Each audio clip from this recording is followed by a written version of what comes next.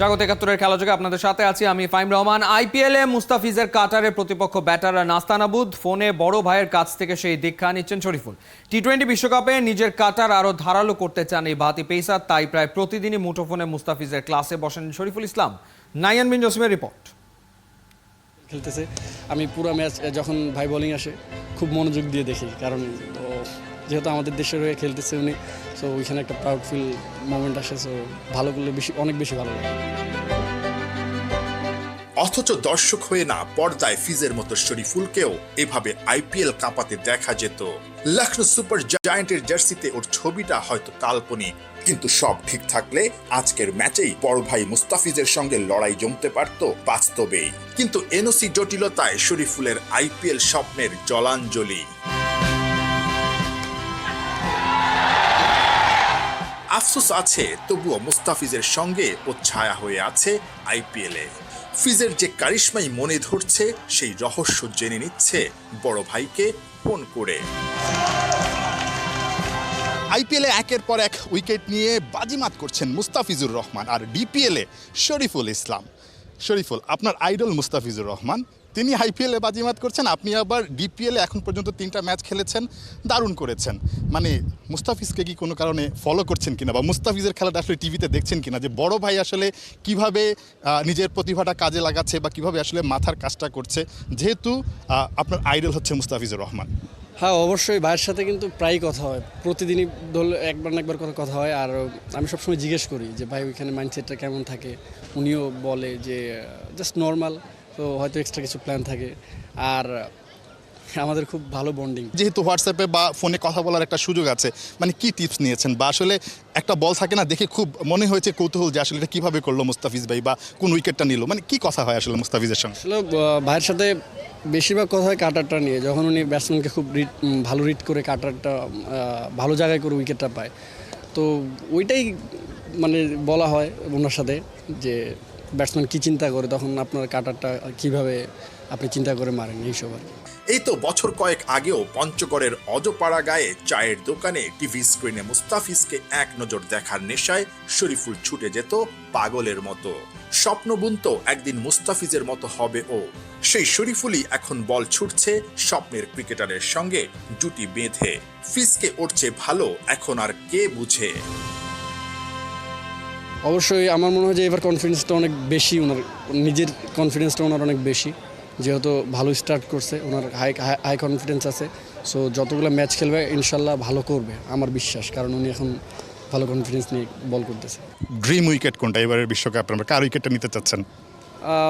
বলবো না, যখন নিব তখন ইনশাল্লাহ বলবো। স্বপ্ন তো থাকে 3-4টা, একটা তো বলতেই পারেন।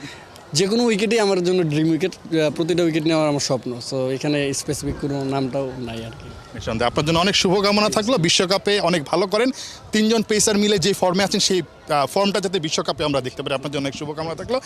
শরীফুল ইসলাম যেটা বলছিলেন, আইপিএলের খেলাটা তিনি দেখেন এবং আইপিএলে যেভাবে আসলে মুস্তাফিজুর রহমান ভালো করছেন, তার কাছ থেকে টিপস নিচ্ছেন, সেই টিপসটা অনুযায়ী নিজেকে আসলে শানিত করছেন, সেই ফলটা ডিপিএলেও পাচ্ছেন। ইনজুরি ম্যানেজমেন্ট বা ওয়ার্কলোড ম্যানেজমেন্টটা করে খেলছেন।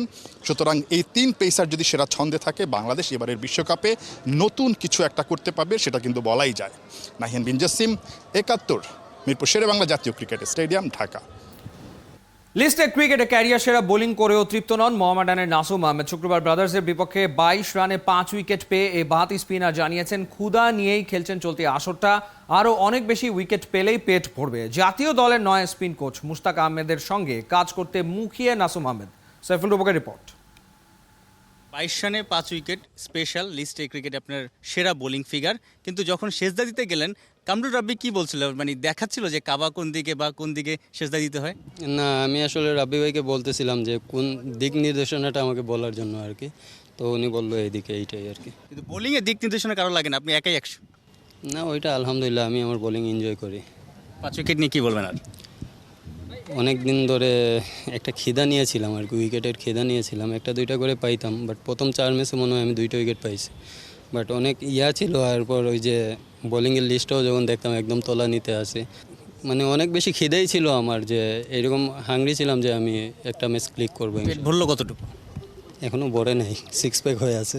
ক্ষুধা কমেনি, দুশ্চিন্তাও বেড়েছে নাসুমের। বাঁহাতি স্পিনারের ভ্যারিয়েশন নিয়ে নাকি ভালোই পড়াশোনা করছে প্রতিপক্ষ ব্যাটাররা। জাতীয় দলের নয়া স্পিন গুরু মুস্তাক আহমেদকে কাছে পেলেই বোলিংয়ের ধার বাড়ানোর জন্য ঝাঁপিয়ে পড়বেন অর্থোডক্স স্পিনার। এবার বোলিং করে মনে হচ্ছে যে আমার আম বলটা সবাই পরে ফেলছে, আমার ওইটা ডিফারেন্ট কিছু আনতে হবে।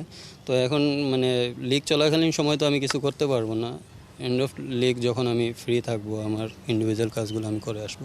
সেই জায়গাটাতে নতুন কোনো ভ্যারিয়েশন নতুন কোচের কাছ থেকে জানতে চাইবেন? আসলে হচ্ছে না যে আমি সেইটা বলি নাই, আমার হচ্ছে, বাট ওইটার জন্য এখন সবাই রেডি থাকে আর কি, আমার ওই বলটার জন্যই আমার কাছে মনে হচ্ছে। নতুন কোচের কাছে কি শিখতে চাইবেন? ওইটা নতুন কোচের সাথে কাজ শুরু করি, তারপর ওনাকেই বলবো না। ভারত বিশ্বকাপের পর আর জাতীয় দলে খেলা হয়নি। আসছে টি-20 বিশ্বকাপের স্কোয়াডেও তার থাকার সম্ভাবনা ক্ষীণ। নির্বাচকদের মন কাটতে মোহামেডানের জার্সিতে জ্বলে উঠেছেন। 11 ম্যাচে এখন অবধি 18 উইকেট। সুপার লিগে মিলবে আরও 5 ম্যাচ। নাসুমের লক্ষ্য কি ডিপিএল সেরা বোলার হওয়া? এখনও রিদমে ফিরে আসছি কি না এখনও বুঝতেছি না, আরও 5টা ম্যাচ রয়ে গেছে। বাট আমি সবসময় যেটা চেষ্টা করি ওই চেষ্টাটাই চালিয়ে যাচ্ছি আর কি, ডট বল করা, যত কম রান দেওয়া যায়। আর সবসময় আমি পাওয়ার প্লেতে কখনো আমি চ্যালেঞ্জ নিতে চাই না ব্যাটসম্যানের এগেনস্টে, মানে একটা জায়গায় বল করতে চাই যতটুকু আটকানো যায়। আমি কখনো লক্ষ্য সেট করি না, আমি ম্যাচ বাই ম্যাচ আগাইতে থাকি, কখনো আমি সেট করি না। আর যেটা আমার মনের মধ্যে থাকে ওইটা আমি মনের মধ্যেই রাখি, আমি প্রকাশ করি না কখনো। ডিপিএলের রাউন্ড রবিন লিগ শেষে সুপার লিগের টিকিট পেয়েছে আবাহনী, শাইনপুকুর, মোহামেডান, শেখ জামাল, প্রাইম ব্যাংক ও গাজী গ্রুপ। আমরা দুই একটা সিলি মিস্টেক হয়েছে যার জন্য আমাদের কয়েকটা ম্যাচ 3টা ম্যাচ আমরা হেরে গেছি। এখানে লাস্ট ম্যাচে শাইনপুকুরের সাথে আমরা হারছি, এটা আমাদের মানে আমরা টিম ওয়াইজ ওইভাবে খেলতে পারি নাই। তো আমরা এই জায়গাগুলো যদি আমরা ভালোভাবে খেলতে পারতাম আমাদের হয়তো বা সেকেন্ড পজিশনে থাকা অনেক চান্স ছিল, স্টিল আছে আমি মনে করি, কারণ এখনও 5টা খেলা বাকি আছে সুপার লিগে। যদি আমরা ভালোভাবে খেলতে পারি, শেষ করতে পারি, আই হোপ যে আমরা রানার্স আপ জন্য যেতে পারবো। সাইফুল রূপক, 71। টি-20 বিশ্বকাপে আদৌ বিরাট কোহলিকে নেওয়া হবে কিনা সেটা পরিষ্কার জানতে চেয়েছেন এই বিশ্বসেরা ব্যাটার। নির্বাচকদের পক্ষ থেকে অবশ্য সেটা পরিষ্কার করা হয়নি, তবে জানানো হয়েছে দলে ডাক পেলেও তার ভূমিকায় পরিবর্তন হতে পারে। কোহলিকে ক্যাপ্টেন রোহিত শর্মার সাথে ওপেনিংয়ে ব্যাটিং করানোর কথা ভাবা হচ্ছে, এমনটাই জানাচ্ছে ভারতের গণমাধ্যমগুলো। খালিদ জামিল জানাচ্ছেন বিস্তারিত। সময় ঘনিয়ে আসছে দ্রুত, বিশ্বকাপ দল ঘোষণার বাকি সপ্তাহখানেক। কি আশ্চর্যের ব্যাপার, তার আগে মাধ্যমিক পরীক্ষার ফলাফলের অপেক্ষায় থাকা ছাত্রের মতোই ব্যাপক টেনশনে বিরাট কোহলি। কারণ টিম ইন্ডিয়ার টি-20 দলে এখন আর অটো চয়েস নন বিশ্বসেরা ব্যাটার। টেনশনের চাপ নিতে না পেরেই হয়তো নির্বাচকদের কাছে সরাসরি জানতে চেয়েছেন বিশ্বকাপে তার রোল কি হবে। আদৌ তাকে নিয়ে কিছু ভাবছে কিনা অজিত আগারকারের নির্বাচক প্যানেল? ভারতের গণমাধ্যম জানাচ্ছে তেমন তথ্যই। এখনই এই আলোচনা ওঠার অবশ্য কারণ আছে আরেকটা। আইপিএল চলাকালেই বিশ্বকাপ দল নিয়ে কথা বলতে ক্যাপ্টেন রোহিত শর্মা আর হেড কোচ রাহুল দ্রাবিড়ের সঙ্গে মুম্বাইয়ে বসেছিলেন প্রধান নির্বাচক অজিত আগারকার। সেখানে কাকে রেখে কাকে নেওয়া হবে তা নিয়ে হয়েছে আলোচনা। কোহলি ইস্যু সেখানে যেমন ছিল তেমনি ভাবা হচ্ছে হার্দিক পান্ডিয়াকে নিয়েও, কারণ এবারে রোহিতকে সরিয়ে মুম্বাইয়ের আর্মব্যান্ড নিজের হাতে পড়লেও পারফরমেন্সের অবস্থা যাচ্ছে তাই। স্ট্রাইক রেটে কোহলিকে সেভাবে আপ টু দ্য মার্ক বলা না গেলেও এখনো ব্যাট হাতে তিনি টপ পারফর্মার, আর এখানেই পান্ডিয়া পিছিয়ে পড়েছেন অনেকটা। কোচ ক্যাপ্টেনের সাথে প্রধান নির্বাচক আলোচনা করেছেন ওপেনিংয়ে নয়া সেন্সেশন জয়সওয়ালকে নিয়েও। ইন্টারন্যাশনাল টি-20তে 17 ম্যাচে সুযোগ পাওয়া 22 বছরের এই তরুণ ছিলেন দারুণ ইমপ্রেসিভ। 160 প্লাস স্ট্রাইক রেটে 502 রান তুলেছেন। গেল আইপিএলেও কেড়েছিলেন নজর, সেখানেও ছিল 160 প্লাস স্ট্রাইক রেটে 665 রান। কিন্তু এবারের আইপিএলে খেই হারিয়েছেন, 7 ম্যাচে ব্যাট করে তুলেছেন মাত্র 121। এবার এই ওপেনারের স্ট্রাইক রেটও 150-র বেশ নিচে। আর সে কারণেই জয়সওয়ালকে বিশ্বকাপের মতো বড় আসরে নেওয়া উচিত হবে কিনা তা নিয়ে ভাবছে টিম ম্যানেজমেন্ট। তার জায়গায় বিরাট কোহলিকে অ্যাজ আ ওপেনার সুযোগ দেওয়ার ব্যাপারটা তখনই প্রথম আসে নির্বাচকদের বিবেচনায়, এমনটাই জানাচ্ছে ভারতের দৈনিক জাগরণ। ওপেন করা কোহলির জন্য অবশ্য নতুন ঘটনা নয়। আইপিএলে নিজের ফ্র্যাঞ্চাইজি রয়্যাল চ্যালেঞ্জার্স বেঙ্গালুরুর হয়ে এমনটা প্রায় করতে হয়, আর এবারে তো তিনি ব্যাটারদের লিডার বোর্ডে শীর্ষেই আছেন। তাছাড়া টিম ইন্ডিয়ার জার্সিতে 7টা ওয়ানডে আর 9টা টি-20তেও ওপেন করেছেন। তার উপর ওপেনার হিসেবে ইন্টারন্যাশনাল টি-20তে কোহলির স্ট্রাইক রেট 160 প্লাস, যেখানে ওভারঅল টি-20তে স্ট্রাইক রেটে 140ও ছুঁতে পারেননি কোহলি। এই ফরম্যাটে নিজের একমাত্র সেঞ্চুরিটাও করেছিলেন ওপেনার হিসেবে নেমেই। মিডল অর্ডারে কোহলির জায়গায় রিঙ্কু সিং, শিভাম দুবে আর রিয়ান পরাগকে বেশ ইফেক্টিভ মনে হয়েছে টিম ইন্ডিয়ার নির্বাচক প্যানেলের কাছে।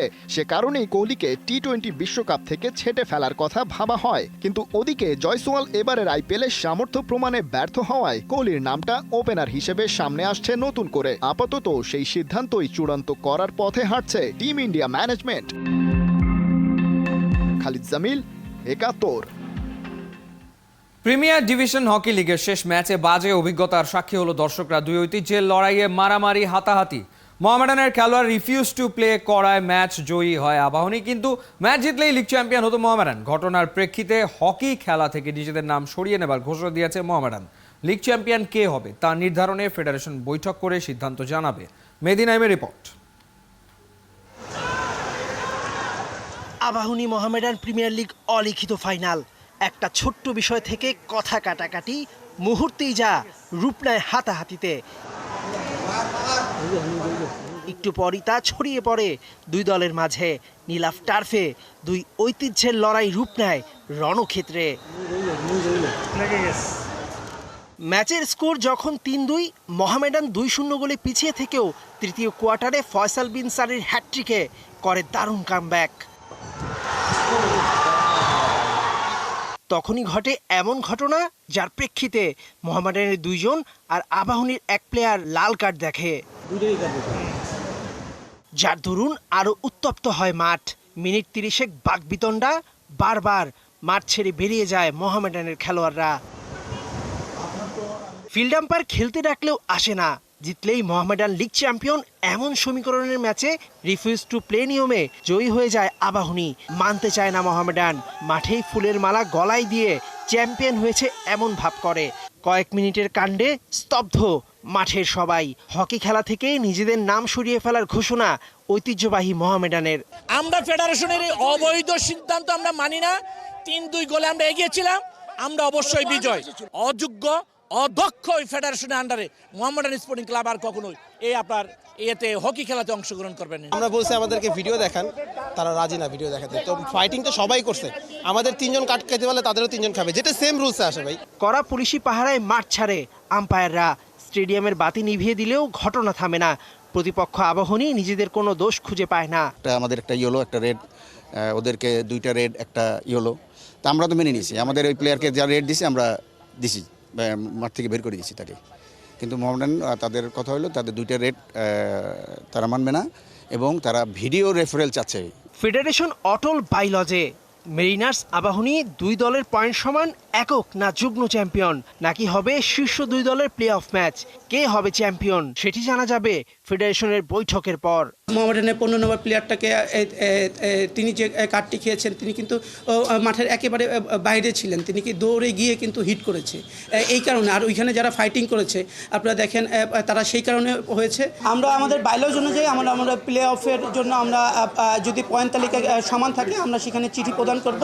সেই চিঠির পরিপ্রেক্ষিতে পরবর্তী কার্যক্রম, চলমান কার্যক্রমগুলো ঘটবে। মেহেদী নাইম, ৭১। এ ছিল এই মুহূর্তের খেলাযোগে সরাসরি সংবাদ অনুষ্ঠান। দেখতে থাকুন ৭১ ফেসবুক পেজ এবং সাবস্ক্রাইব করুন ৭১ ইউটিউব চ্যানেল। ৭১-এর সাথেই থাকুন।